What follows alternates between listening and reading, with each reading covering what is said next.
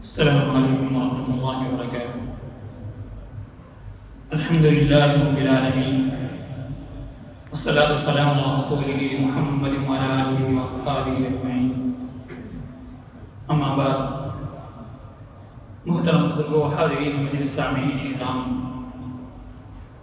آج کے خطبے میں شیخ محترم نے امانت داری کی فضیلت اور خیانت سے بچنے کا حکم، دھوکہ دینے سے اپنے آپ کو روکنے کا حکم قرآن اور حدیث کی روشنی میں ہمیں سمجھایا۔ شیخ محترم نے اپنے خطبے کا آغاز ان الفاظ سے فرمایا کہ اللہ تبارک و تعالی انسانوں کو اچھے اخلاق کا حکم دیتا ہے اور برے اخلاق سے بچنے کا، آپس میں امانت دار بنے رہنے کا اور خیانت سے بچنے کا، ایک دوسرے کو دھوکہ دے کر دوسرے کے مال کو اپنانے سے اللہ تعالیٰ منع فرماتا ہے۔ اللہ تعالیٰ اپنے کلام پاک میں فرماتا ہے، یا ایھا الذین آمنوا لا تخونوا اللہ والرسول وتخونوا اماناتکم وانتم تعلمون، یعنی اے ایمان والو، اللہ و اللہ کے رسول کو دھوکہ مت دیا کرو، یعنی لوگوں کے مال کو دھوکے سے ناحق باطلاً کھانا، گویا کہ اللہ و اللہ کے رسول کو دھوکہ دینا ہے، حالانکہ تم اس کا انجام جانتے ہو، یعنی ظلماً دھوکے سے کسی کے مال کو کھا لینا، گویا کہ وہ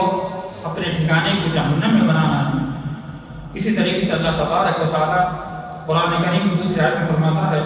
ان اللہ یأمرکم ان تؤدوا الامانات الی اہلها واذا حکمتم بین الناس ان تحکموا بالعدل، یعنی بے شک اللہ تبارک و تعالی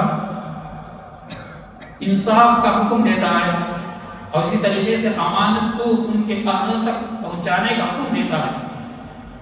ان تؤدوا الامانات الی اہلها، یعنی امانت ان کے اہلوں تک پہنچانا، اس کے خیانت کیے بغیر، یہ اللہ کا حکم ہے۔ اور اس طریقے سے جب فیصلہ کرے تو اللہ تبارک و تعالی انصاف کو مد نظر رکھتے ہوئے فیصلہ کرنے کا حکم دیتا ہے۔ تو لہٰذا میں محترم بزرگوں، امانت داری یہ ایمان والے کی صفت ہے، اور امانت میں خیانت کرنا یہ منافق کی علامت ہے۔ جیسے کہ اللہ کے رسول صلی اللہ علیہ وسلم نے فرمایا، منافق کی علامتوں میں سے ایک یہ ہے کہ جب وہ بات کرتا ہے تو جھوٹ بولتا ہے، اور جب وعدہ کرتا ہے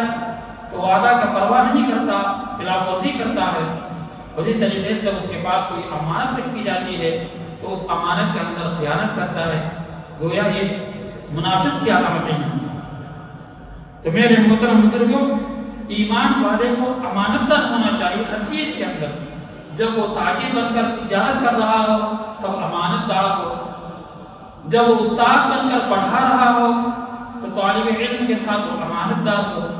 جب وہ کسی کمپنی کے اندر ملازمت کر رہا ہو یا کمپنی کا مالک بنا ہوا ہو تب وہ امانت دار ہو۔ اسی طریقے سے ڈاکٹر ہے، انجینئر ہے،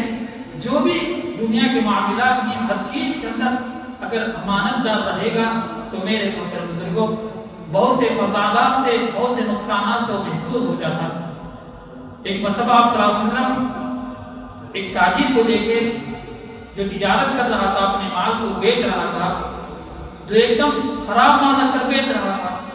آپ صلی اللہ علیہ وسلم نے اس سے پوچھا، یہ کیا ہے؟ تو اس نے کہا، اللہ کے رسول صلی اللہ علیہ وسلم، یہ میرا مال ہے، میں اس کی تجارت کر رہا ہوں۔ تو آپ صلی اللہ علیہ وسلم نے کہا کہ ایمان والا کسی دوسرے ایمان والے کو، یعنی کسی کو دھوکہ نہیں دیتا، یعنی من غش علینا فلیس منا، جو دوسروں کو دھوکہ دیتا ہے تو وہ گویا کہ وہ ہمارے ملت میں سے نہیں ہے۔ تو میرے محترم بزرگوں، ایمان والے کی صفت نہیں ہے کہ خراب مال کو رکھ کر لوگوں کو دھوکے سے اس کو بیچ دیا جائے اور اسے مال بنا لے، گویا یہ لوگوں کو دھوکہ دینا ہے، یہ ایمان والے کی صفت نہیں ہے۔ چاہے وہ چیز چھوٹی ہو یا بڑی، کسی چیز کے اندر بھی دھوکہ دینے کی اجازت نہیں ہے، اور جو مال دھوکے سے کمایا جاتا ہے وہ مال گویا کہ حرام مال ہے، اس کا استعمال کرنا بھی حرام ناجائز ہے۔ تو لہذا میرے محترم بزرگوں، ہم جو تجارت کر رہے ہیں یا معاملات کر رہے ہیں، ہر چیز کے اندر امین ہونا چاہیے، امانت دار ہونا چاہیے۔ اس سے اسلام کی خوبی کا اظہار ہوگا۔ جب ایمان والا مسلمان، اللہ پر یقین رکھنے والا دھوکہ دینے والا بنے گا، ظلم کرنے والا بنے گا، اسی طریقے سے جھوٹ بولنے والا بنے گا، وہ بد اخلاق رہے گا،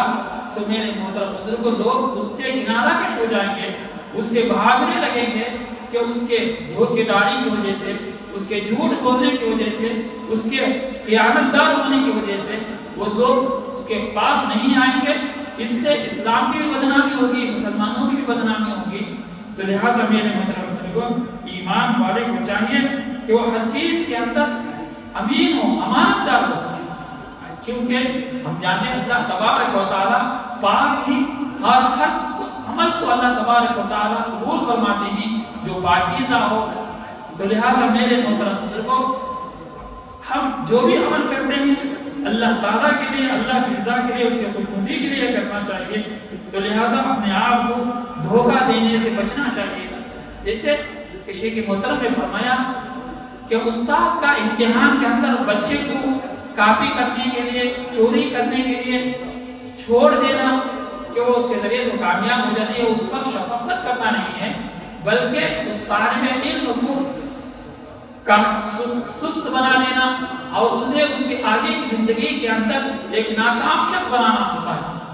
استاد امانتدار اس وقت کہلاتا ہے کہ وہ اپنے چیز کے اندر مضبوط رہے، اس کی صحیح نگرانی کرے اور اس کے لیے صحیح راستہ دکھلائے۔ تو میرے محترم بزرگ، اسی طریقے سے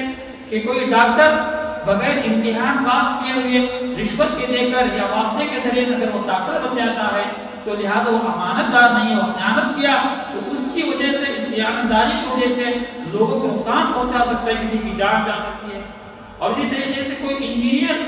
محنت کر اسی طریقے سے اچھے امتحان دے کر کامیاب ہوئے بغیر، ناکام ہوتے ہوئے اگر رشوت کے ذریعے سے، واسطے کے ذریعے سے اگر وہ انجینئر بن گیا اور وہ عمارتیں کھڑا کر دیا، تو میرے محترم بزرگوں، وہ عمارتیں مضبوط نہیں ہوں گی اور وہ گر جائیں گی، تو جس کی وجہ سے لوگوں کو نقصان اٹھانا پڑے گا۔ تو لہٰذا ہر معاملے کے اندر انسان کو امین ہونا چاہیے، امانت دار ہونا چاہیے، دھوکے سے اپنے آپ کو بچانا چاہیے، دھوکہ دینے سے۔ تو لہٰذا میرے محترم بزرگوں، ہم دھوکے سے اپنے آپ کو بچائے، اور اسی طریقے سے ہم جو دھوکہ دینے سے جو بچتے ہیں وہ اللہ کے خوف سے، نہ کہ اس خوف سے کہ پولیس میں پکڑے گئی یا ہمیں آ کر لوگ دیکھیں گے۔ اللہ تعالیٰ کہتے ہیں یستخفون من الناس وما یستخفون من اللہ، تم لوگوں سے شرمندگی محسوس کرتے ہیں، لوگوں سے خوف کرتے ہیں، حالانکہ خوف کرنے کا جو حق ہے وہ اللہ تعالیٰ سے ڈرنا چاہیے۔ تو لہٰذا ہم لوگوں کو دھوکہ دینے سے اور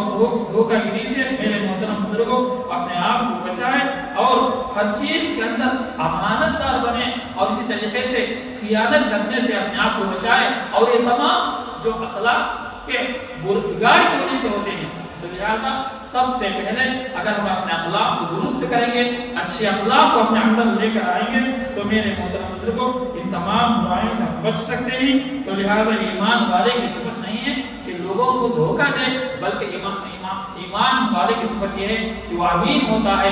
لوگوں کو فائدہ پہنچاتا ہے،